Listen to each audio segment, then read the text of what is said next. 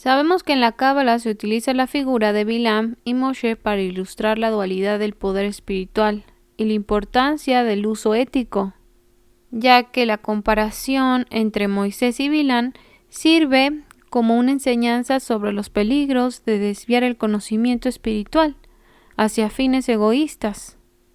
Y por supuesto que esto nos va a dar una lección y nos va a ayudar a utilizar los dones y los conocimientos espirituales para poder discernir cuál es el bien y cuál es el mal. Nos vamos a adentrar más al conocimiento de las enseñanzas místicas acerca de Bilam y Moisés.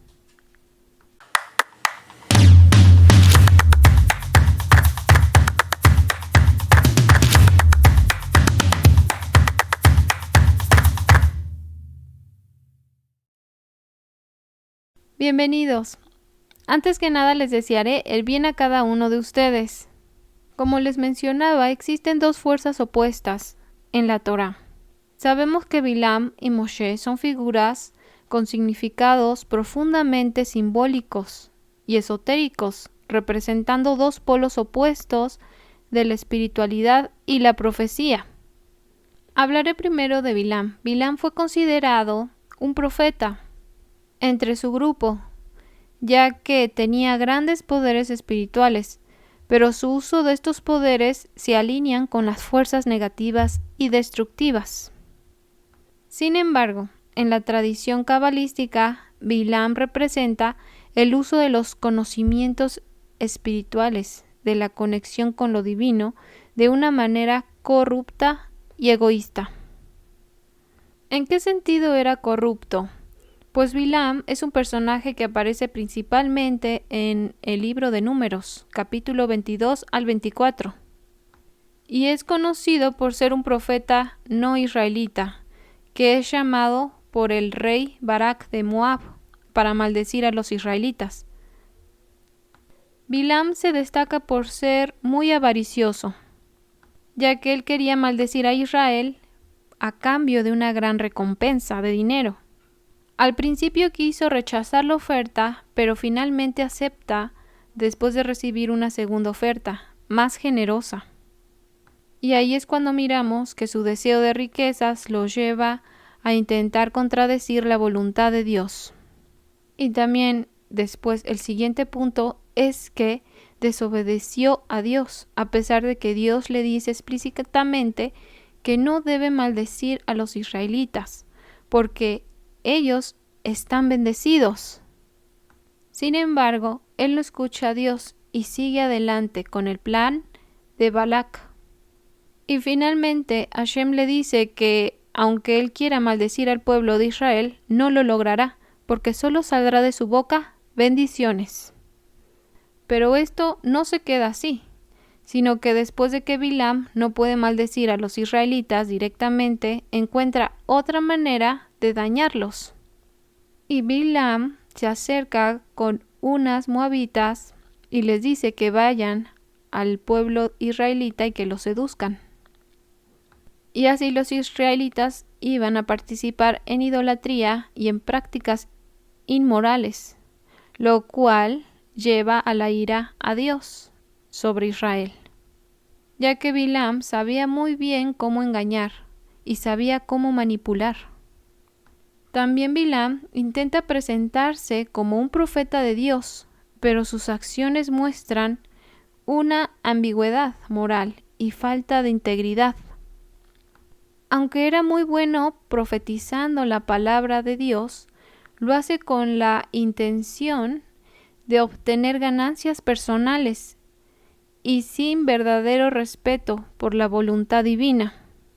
Estos puntos podemos mirarlos que reflejan la corrupción de Bilam en la narrativa bíblica, mostrándonos cómo su avaricia, desobediencia y su manipulación lo llevaron a actuar en contra de los intereses y mandatos divinos. Por otra parte, a pesar de que su alineación era súper negativa, la habilidad profética de Bilam es conocida y temida. Esto enfatiza la idea de que el poder espiritual en sí mismo no es bueno o malo, sino que depende de cómo se utilice. Por otro lado, hay que recordar que la figura de Bilam también puede simbolizar la dualidad y la contradicción dentro de una persona y la lucha interna entre las inclinaciones positivas y negativas. Y siempre preguntarnos de qué lado queremos estar más afines, si el corrupto, como Bilam, que quería poseer riquezas, quería poseer siempre ganancias, y definitivamente era un ególatra, al no escuchar a Dios. En ese aspecto, Bilam se creía más que Dios, ya que al no tomar a Dios en cuenta en tu vida, lo que uno hace es negar la existencia de Dios. Y lo que la persona crea es una vasija llena de ego. Es cuando nos podemos encontrar con la realidad de la situación que siempre en la Torá miramos al enemigo tentando a Israel, ya sea a través de promiscuidades, ya sea a través de idolatría, ya sea a través de hechicería o chantajes o manipulaciones. Existía una fuerza opuesta que siempre quería que Israel cayera. Y así como Israel caía, se levantaba. Esto es como una moraleja en nuestra vida, y nos viene la Torá a enseñar que aunque caemos a causa del pecado, a causa de la tentación o a causa de la manipulación, podemos levantarnos y entrar verdaderamente en Teshuvá, que es un arrepentimiento genuino, en el que sabemos que si cometemos mal, pedimos perdón y no lo volvemos a cometer. Y así es como nosotros expiamos nuestras faltas delante del Eterno y personalmente ante Él. Nuestro maestro Larizal nos decía que hay 3 estilos de arrogancia. La primera arrogancia es aquella que está profunda en el corazón y aparenta ser humilde. Sobre esto se dice el versículo: aquel que tendrá Itzarat en su piel, significa que su arrogancia está bien profunda dentro de su piel y no es claramente visible. La segunda clase es quien se siente más importante que su prójimo, pero en cambio no se siente más importante que quienes lo superan en sabiduría y en edad. Sin embargo, la tercera clase se dice que es la peor. Es el que se siente más importante que todos los demás, aunque sea más sabio que él. O por supuesto lo superan en edad o en riqueza. Las 3 categorías son odiadas por Hashem, y el versículo repite el mensaje diciendo: tendrá Itzarat en su piel, será castigado, aun si está oculta. ¿Cuántos de nosotros no nos hemos topado con gente arrogante, que se cree superior a los demás y que tiene la razón en todo, a pesar de que no sepa el idioma original? Pues yo creo que hay mucha lepra en las redes, mucho leproso.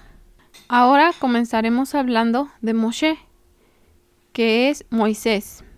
Sabemos que era el más grande profeta en la tradición judía, sirviendo como mediador directo entre Dios y el pueblo de Israel. Esto se debe a que Moisés era el receptor de la Torá en el monte Sinaí, donde tuvo una comunicación directa con Hashem.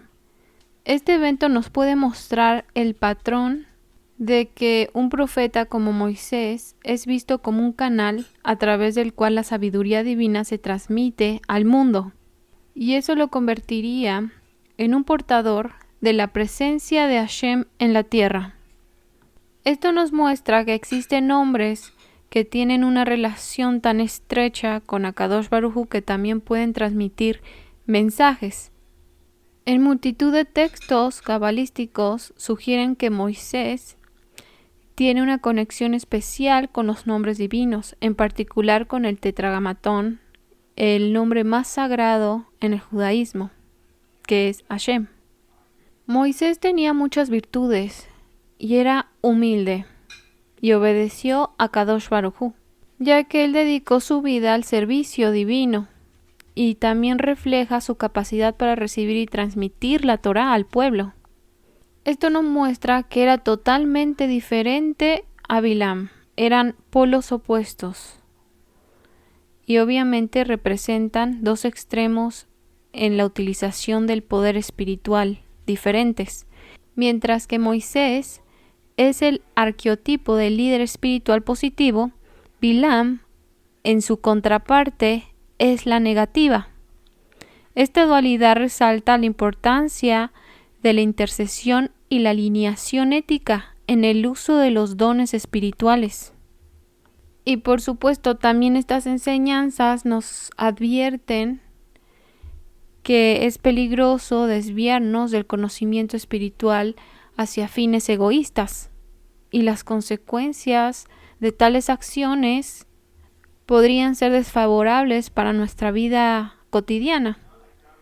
Por ese caso, yo creo que nuestro ideal debería de ser Moshe Rabbeinu y no Bilam, y sabiendo que el hombre tiene libre albedrío de elegir el camino que desee.